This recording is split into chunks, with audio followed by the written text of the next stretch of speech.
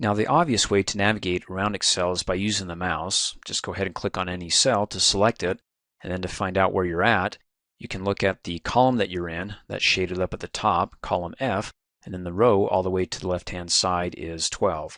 So the name of the cell you've got is F12, and for reference you can look at the name box F12. You can also use the arrow keys on the keyboard to go up, down, left, or right, or the tab key, tab goes to the right, or hold down the shift key and then hit the tab and it goes to the left. You can also, of course, use the scroll bars down below. When you click on the arrow, it scrolls right column by column, or down row by row, and also up row by row. Or if you have a large data range here that you want to quickly advance to, you can also just simply click on the scroll bar itself and slide it, and you can really move fast than just doing it row by row or column by column by clicking on the arrows here. Now to get back to the beginning, or in this case, let's say column A, hit the home key on the keyboard and it'll always take you back to column A. If you want to get back to cell A1, which is the start of any worksheet, then the shortcut keys are Control Home. Now by the same token, if you want to get to the end, well, this changes just a bit. If you hit the End key on the keyboard, it doesn't automatically take you to the end of the columns, but in combination, when you hit the End key and any arrow key, it'll advance to the end of the data range, but if there's no data, it goes all the way to the end. So in other words, if I hit End and I want to go to the right and there's some data there, it'll go to the end of that range. Or if I hit End and arrow to the right and there's no data, it goes all the way to the end of the worksheet, well, to the last column there. And also it's the same when you go down. So if I hit the End key and hit the down arrow, because there's no data range below it, it goes all the way to the end of the worksheet, the last row, which is over 1,000,000. That's fun. You got your work cut out for you if you want to fill in all those cells. So to go ahead and go back to the beginning, hold down the Control key and hit Home, and we're back to cell A1. And then if you want to advance screen by screen, like we've got a total of 28, 29 rows, and I hit the page down, it goes to the next screen, starts at 29 down to 56, page down, and then to go back, of course, page up. And if you want to advance to the right or to the left on the screen, then hold down the Alt key and go page down to go right, and then Alt page up to go left. Now, as far as navigating from worksheet to worksheet, well, I know by default Excel only gives you one, but hey, let's go ahead and click on the plus sign a couple of times and add a few more worksheets. And go back to sheet 1. You can also use the shortcut keys Control, page down, and you'll see down at the bottom as I control page down, that's how you can advance without using the mouse, those shortcut keys from one worksheet to the next. So Control page down, and then Control page up, page up, page up, and we're back to sheet 1.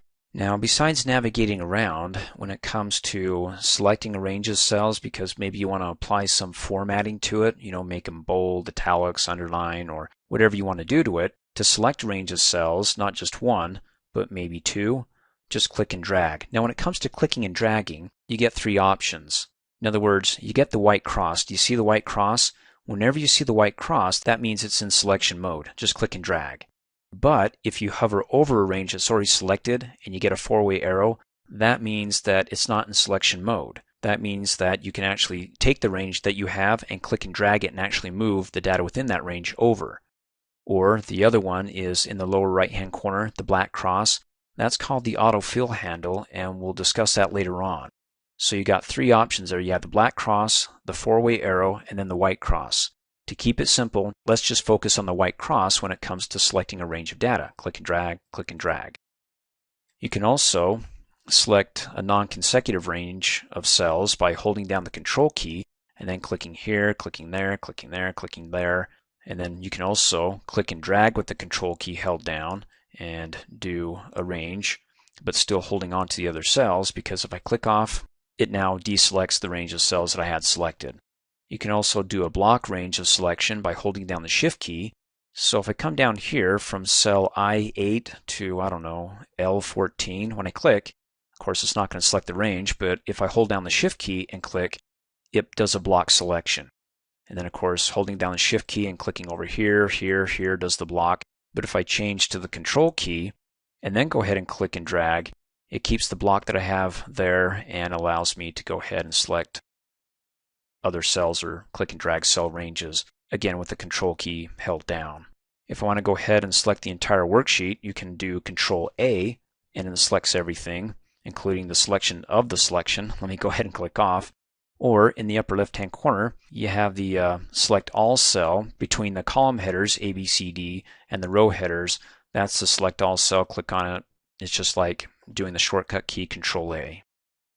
And then to quickly advance to a cell, if it's way out there in Boonie land, like let's say I don't want to move my mouse all the way over to column K, row 20, because boy, that's a long stretch for me. Just come up here and click in the name box and type in K20 and then hit enter. Takes you right to it.